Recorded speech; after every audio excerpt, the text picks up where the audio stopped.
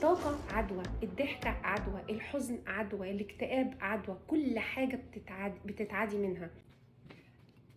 البيض المدحرج ده مش انا اللي هقولك على طريقته، انا بس كنت عايزة اشارك معاكم في حاجة. النهاردة دكتور جافي بنت اخت جوزي كانت بتعمل بيض مدحرج على الفطار لينا، فكانت دمها خفيف وعماله تغني وبتاع، فبقول لها الله خلي كده الاكل يبقى طعمه حلو ولذيذ كده ويبقى عندنا فن. وهي بتقول كده لقيت نفسي وانا بتكلم معاها كده، لقيت نفسي افتكرت حاجه مهمه حبيت اشاركها معاكم. طاقه الست او الراجل اللي بيطبخ بتتنقل على الاكل، وده اللي بيقولوا عليه نفسك حلو في الاكل.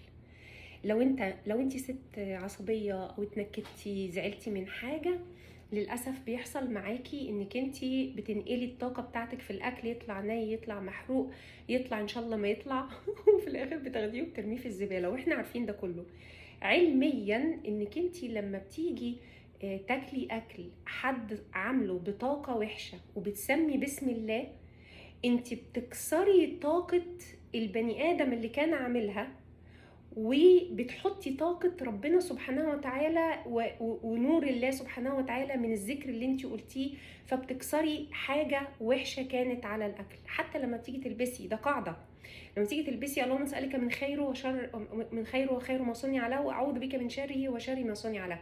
فبتلاقي اللي خيط أو عمل ده وهو ستريس وهو غضبان، انت الحاجات دي كلها بتأثر عليكي لما بتيجي تلبسي الحاجة دي، وبتتنقل طاقة البني آدم ده ليكم. الطاقة عدوى، الضحكة عدوى، الحزن عدوى، الاكتئاب عدوى، كل حاجة بتتعدي منها.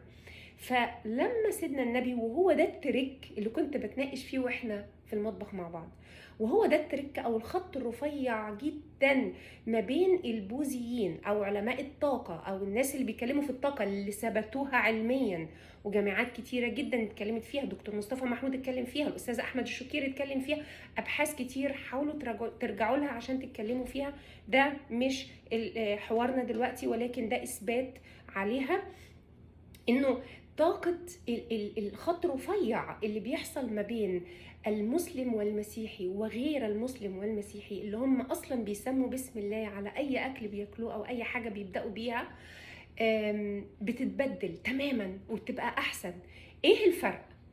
الفرق ان الخط الرفيع ما بين الناس الغير المسلمين، هم بيبقوا عايزين يثبتوا ويقولوا لك اصل الكارما بتاعت البني ادم اللي بيطبخ بتنزل على الحاجة اللي انت بتطبخها فبتأثر عليه بالسلب، او بتنزل على الحاجة اللي انت بتعملها، فالكارما دي علشان تلغيها انت بتحاول تذكر الله سبحانه وتعالى، فانت بتلغي الكارما دي. والحمد لله احنا بالايمان او بالدين بنثبتها بطريقة تانية، غير المسلم بيثبتها بطريقة لوجيكلي او بالمنطق، احنا بنثبتها بقاعدة احنا عارفينها في القرآن، سمعنا وأطعنا. سيدنا النبي لما بيقول لنا حاجة بنقول عليها سمعنا وأطعنا، ولكن احيانا احنا بنحب نثبت بالعلم اللي ربنا بيقولوا عليه في الأديان بتاعتنا او في الدين الإسلامي عندنا، علشان نقول حاجة واحدة بس، اني فعلا احنا الدين بتاعنا حلو جدا، بس احنا نمشي عليه.